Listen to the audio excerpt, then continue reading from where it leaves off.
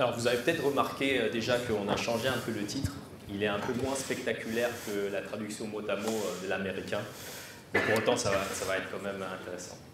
Voilà, comme d'habitude, vous pouvez poser vos questions donc, avec ce QR code.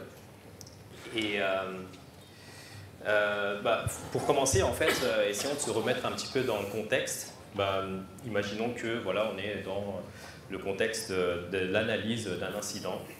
Et en fait, qu'est-ce qu'on peut faire lorsqu'on est face à un incident? On peut se poser la question de trouver la route cause en naviguant à travers des dashboards qui sont prédéfinis, donc avoir un chemin de navigation prédéfini avec des drill down et puis arriver d'une vision assez haut niveau vers une vision plus détaillée, technique, qui nous donnerait du coup la réponse à notre question. L'autre approche, ce serait de partir un petit peu à l'aventure et de se dire que ok, j'ai pas forcément de dashboard qui me donne le chemin vers la réponse à la question à laquelle je me pose. Et donc, je vais naviguer un petit peu dans mes données pour essayer de trouver les choses qui m'intéressent. Les deux approches ont chacun un peu leurs avantages et inconvénients. Donc, si on utilise un workflow bien prédéfini avec des dashboards, forcément, c'est accessible à tout type d'utilisateurs, donc tout type d'expertise, du niveau d'expertise dans l'entreprise. Par contre, du coup, je vais être un peu limité dans mon analyse parce que si jamais les dashboards n'ont pas défini ou prévu à l'avance le chemin de navigation d'analyse qui correspond à l'incident, on risque de passer à côté des choses. D'un autre côté, du coup, si on part un peu à l'exploration, jusqu'à présent, le ticket d'entrée, c'était une connaissance et une expertise sur les systèmes sous-jacents, donc notamment la connaissance du langage de requêtage de notre back-end, la connaissance un peu du métamodèle et des métadonnées autour de nos données de télémétrie. Mais par contre, voilà, si on est à l'aise avec tout ça, on arrive quand même à trouver des edge cases et être assez flexible dans notre analyse. Donc la motivation des choses qu'on va présenter là, elle est essentiellement dans la volonté de vouloir rendre cette exploration plus facile et plus accessible à tout type de profil d'expertise dans une entreprise ou dans une organisation. À quoi est-ce que ça ressemble très concrètement Du coup, jusqu'à présent, d'ailleurs, qui a utilisé de manière approfondie la partie Explore de Grafana? Voilà. Il y a très très peu de gens finalement parmi ceux qui l'utilisent parce que effectivement ça requiert une connaissance du langage de programmation, de requêtage et donc du coup on se retrouve à devoir écrire nous-mêmes les requêtes qui sont assez complexes et l'idée c'est de passer à quelque chose d'un peu plus graphique et un peu plus intuitif. On va jouer avec des filtres, on va avoir des choses qui sont projetées sur des graphiques qui s'affichent dynamiquement et on va petit à petit driver notre recherche dans nos données et puis trouver ce qui nous intéresse. Donc voilà, on rentre un petit peu dans tous les trends du moment. Donc il y a eu le serverless, stateless, etc. En fait, nous, on est en train d'introduire ce qu'on appelle le queryless. Et donc, c'est implémenté à travers tous les applications Explore Metrics, et Explore Logs, Traces et Profils qu'on a mis à disposition de nos développeurs, enfin des utilisateurs Grafana aujourd'hui. Je passe donc la main à Cyril qui va vous faire une démo sur la partie Explore Metrics et Logs. Ouais, alors c'est encore moi. C'est la dernière fois pour aujourd'hui. On va faire une petite démo. Donc si on peut changer l'écran. Je vais reculer, hop. Ouais, parfait, merci. Alors, avant que je commence, première chose, donc je vais faire une démo de Explore Logs et Explore Metrics. Je vais commencer par Metrics. On peut faire toutes ces démos chez vous sans moi. Si vous voulez les essayer vous-même, n'hésitez pas. Au niveau de Explore Logs, je viens de regarder, version Grafana 11.3. À partir de, si vous avez ça installé chez vous, Normalement, c'est bon. Je sais qu'il y en a qui m'ont posé la question. Je ne me rappelle plus si s'ils avaient 11.3, mais c'est apparemment le minimum que vous avez besoin d'installer. Il n'y a pas besoin d'être très technique pour l'installer. Apparemment, c'est dans le plugin catalogue. Donc, vous allez dans le plugin catalogue de Grafana et vous êtes censé pouvoir installer ça. Puis après, il vous faut juste un Loki. Donc, moi, ce que je vais faire pour le rendre un petit peu plus facile, je vais le faire sur play.grafana.com. Je ne sais pas si vous connaissez ce site, en fait. Mais c'est un site qui est accessible à tout le monde sans avoir spécialement de compte Grafana. Et puis, vous pouvez jouer un peu avec des données qui sont là. Puis, on va faire ça là ensemble.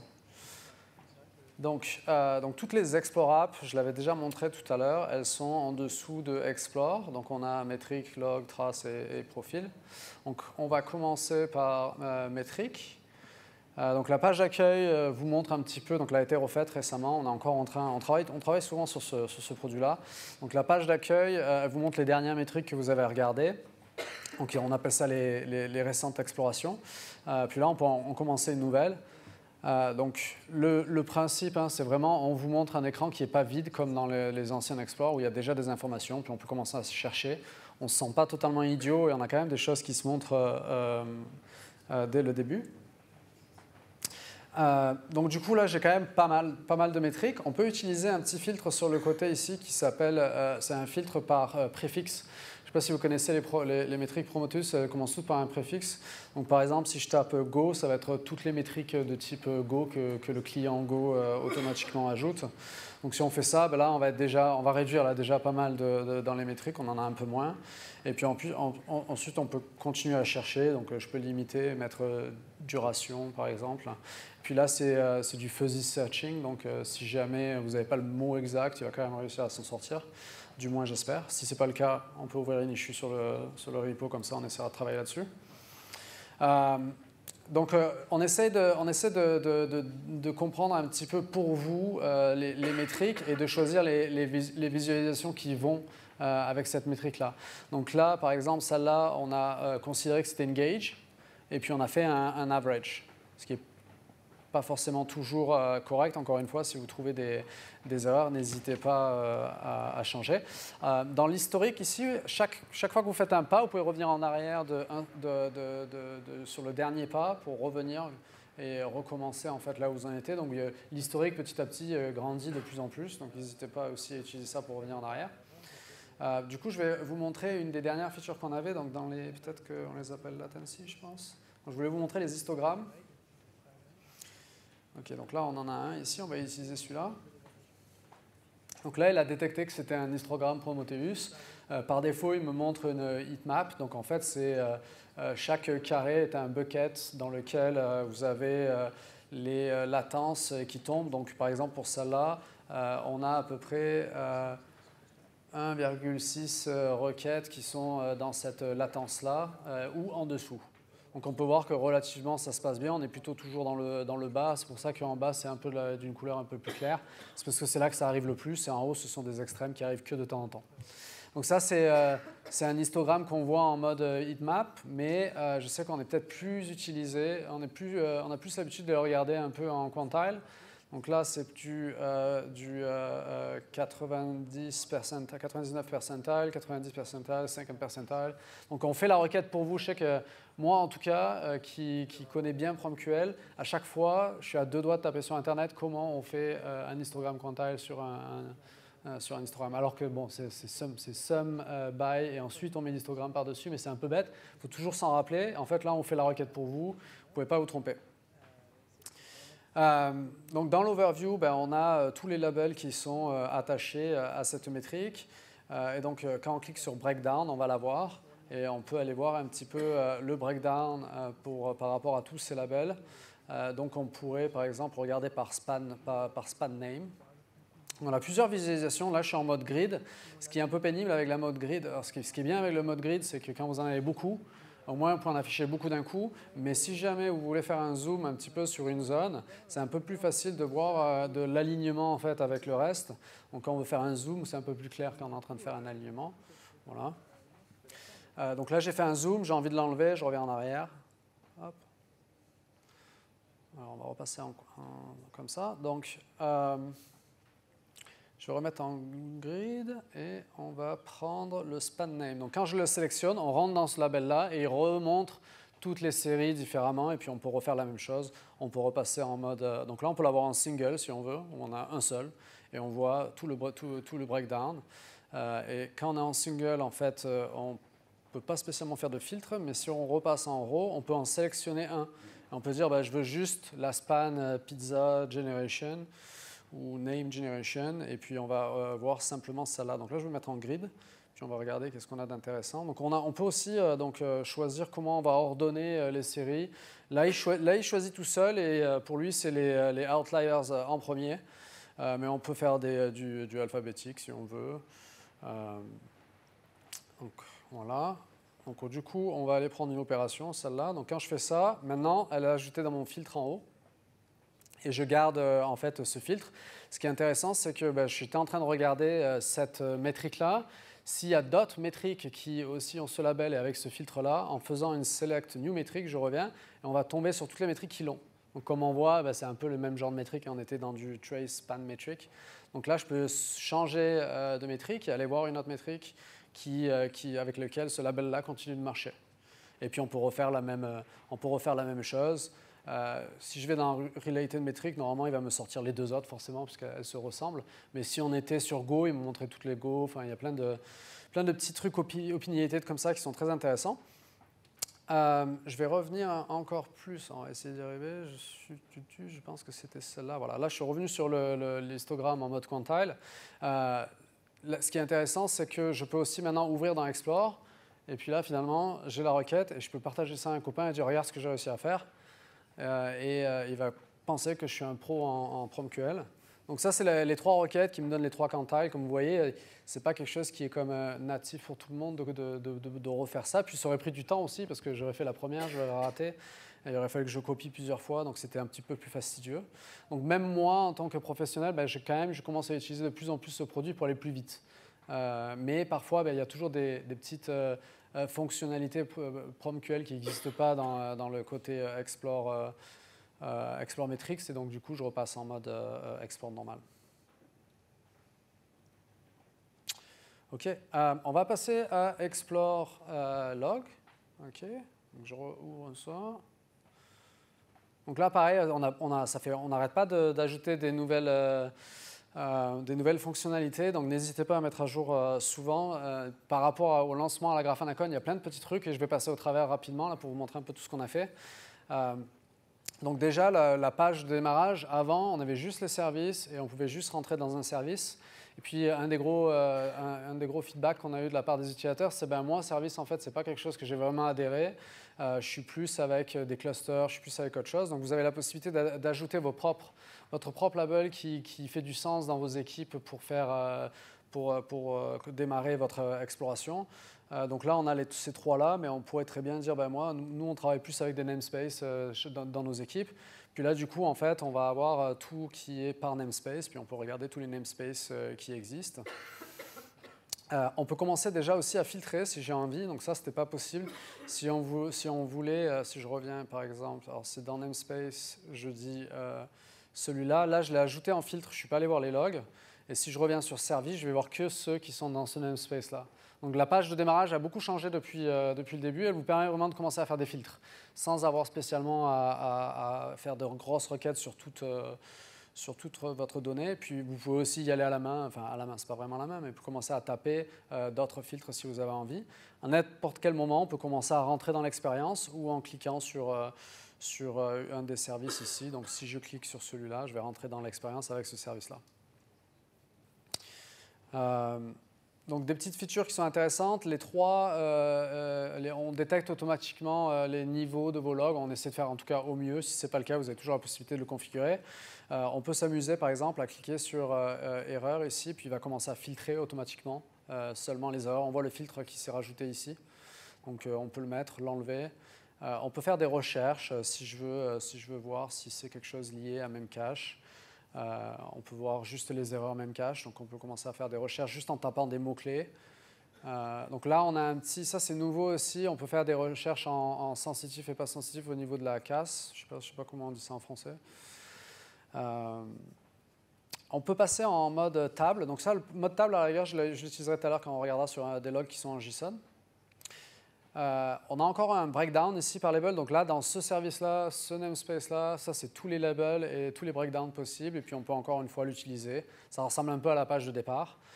Ce que j'aime beaucoup, moi, c'est les fields. Donc là, les fields, c'est tous les fields qu'on a soit détectés, soit que vous avez envoyés, en plus des labels.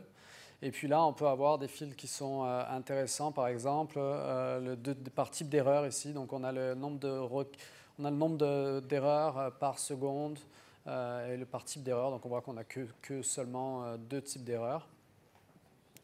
Alors je vais essayer de changer de service pour vous montrer un service avec quelque chose comme du JSON, par exemple. Allez hop. Nginx en JSON. Attends, hop. Voilà, donc là, on pourrait peut-être montrer, hop, il faut que j'enlève ça. Alors, je vais recommencer, Nginx, JSON. Ok, donc là, on a des logs en JSON. On peut passer en table, ou c'est un petit peu plus... le JSON, c'est dur à lire là, en une seule ligne, c'est quand même pas mal compact. En le passant en table, on peut s'amuser en fait, à montrer juste à enlever tout ce qui fait partie du format. Et puis, on peut aussi ajouter des champs, les enlever. Donc, ça va modifier la table pour la rendre un petit peu plus intéressante. Au niveau des fields, on en a encore plus. Donc là, par exemple, je me retrouve avec le nombre de requêtes par seconde par host, qui est automatiquement fait à partir de mes logs. Et puis pareil, je peux faire des include, exclude, et automatiquement on va filtrer. Au niveau du sorting, on a ajouté du machine learning un petit peu, donc on a plusieurs options intéressantes. Je vous laisserai regarder ça là, si vous avez le temps à la maison. Moi, je sais que le outlying value et le most relevant, c'est les deux qui marchent le mieux pour moi, et souvent, elle me montre de suite s'il y a quelque chose d'anormal. Et puis, on va faire une dernière feature. Et puis, donc, je vais juste vous montrer namespace, service. Je vais essayer de trouver un service intéressant. Je pense que c'est celui-là. On va remettre en log. Okay, je pense que celui-là est intéressant. Alors, celui-là, en fait, il y a une erreur. On la voit là un petit peu, elle se montre de temps en temps. Mais si vous regardez le log, clairement, on ne la voit pas, en fait, l'erreur, elle y est pratiquement jamais, puisqu'il n'y a que 1000 résultats. Il faudrait que je zoome au maximum pour tomber pile poil au moment où l'erreur arrive.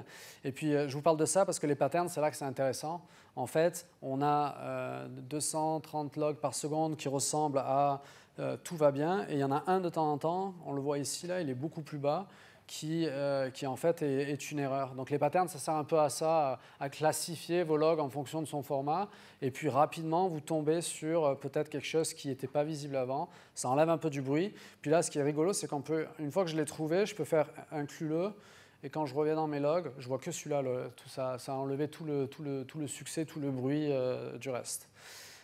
Et puis forcément, comme on a quand même des features qui sont similaires entre les deux applications que vous allez retrouver, on essaie de garder quand vous avez appris quelque chose dans une application, vous pouvez le mettre sur une autre application. Donc on peut aussi ouvrir dans Explore. Et puis là, dans Explore, en fait, on vous a montré la requête que nous, on a créée pour générer ce graphe-là. Et donc du coup, vous pouvez apprendre LogQL en vous amusant à cliquer partout.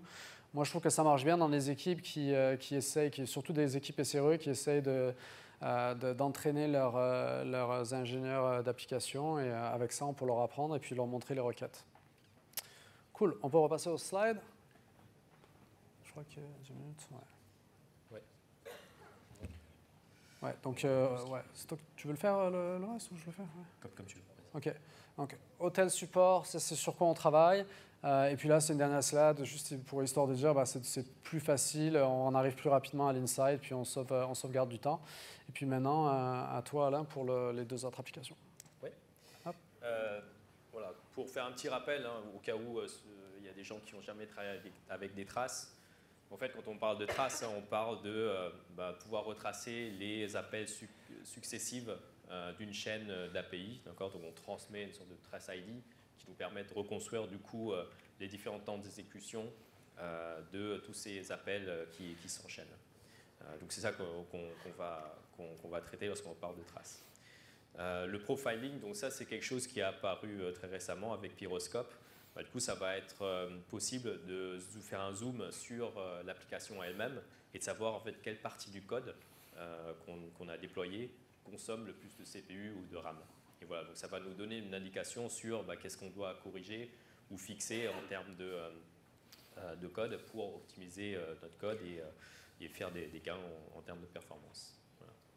Donc, un profile, à quoi ça ressemble? Donc, c'est par exemple, on a un certain nombre de fonctions et puis on a ce flame graph qui nous permet de voir en fait la distribution de consommation des ressources par rapport aux fonctions qu'on a utilisées. Okay.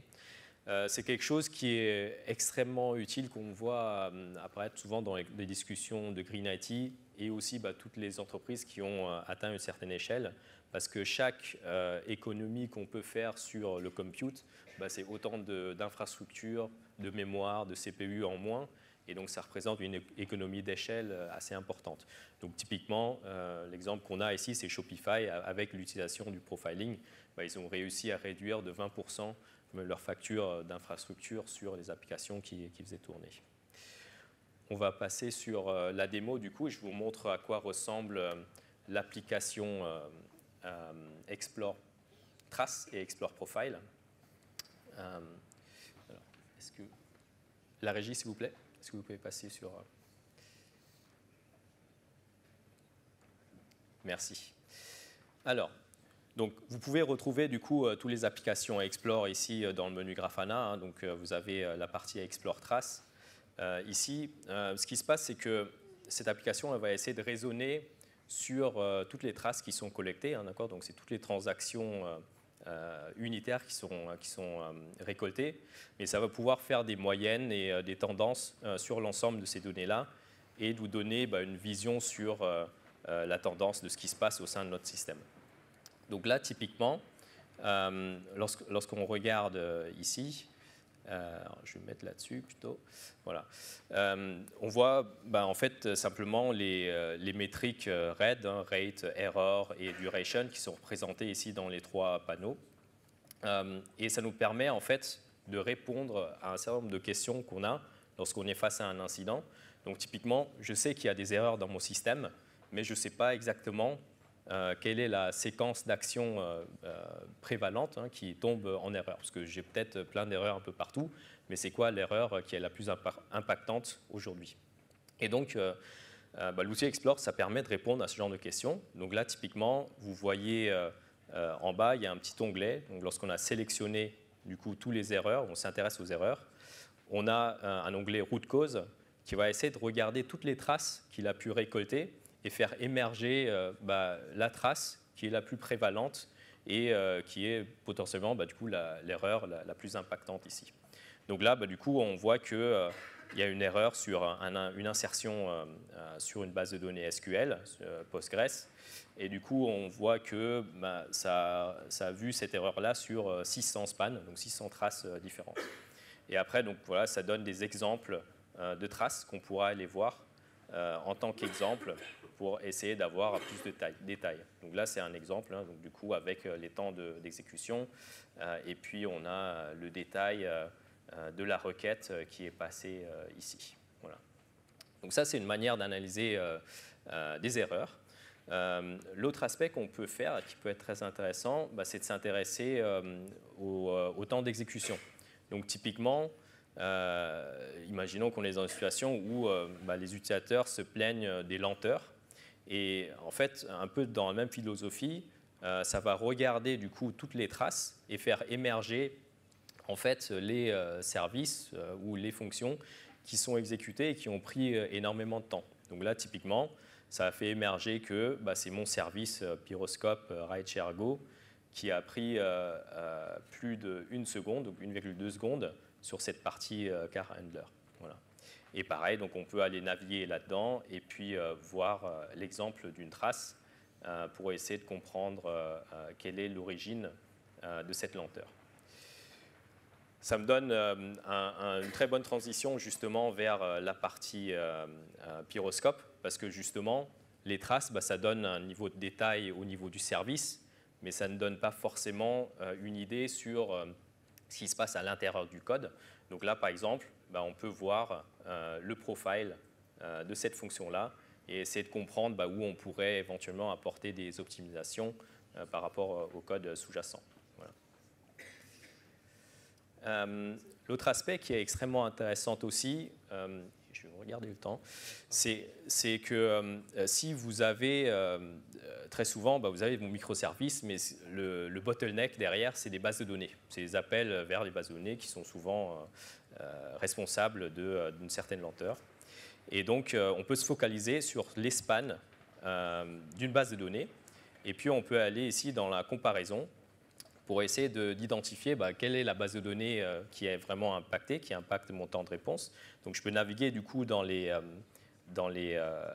attributs de mes traces et dire que par exemple, OK, j'ai deux bases de données, j'ai une base de données MySQL et j'ai une base de données Postgres, et il se trouve que j'ai plus de temps de réponse lente sur ma base de données Postgres. Et je peux même aller plus loin parce que je peux aussi naviguer aux alentours, sur l'axe, par exemple, de mes requêtes SQL, qui sont remontées aussi dans les attributs.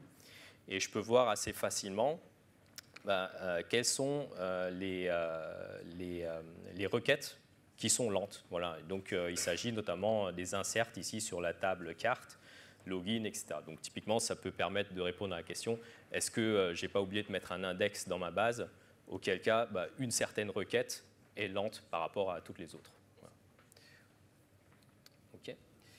Il me reste 2 minutes. Je vais conclure rapidement sur la partie pyroscope, sur la partie profile. Vous avez exactement la même idée sur la partie profile. Donc, une exploration un petit peu graphique. Vous pouvez choisir du coup les différents axes sur lesquels vous voulez naviguer. Et donc, ça vous donne le profile d'une application.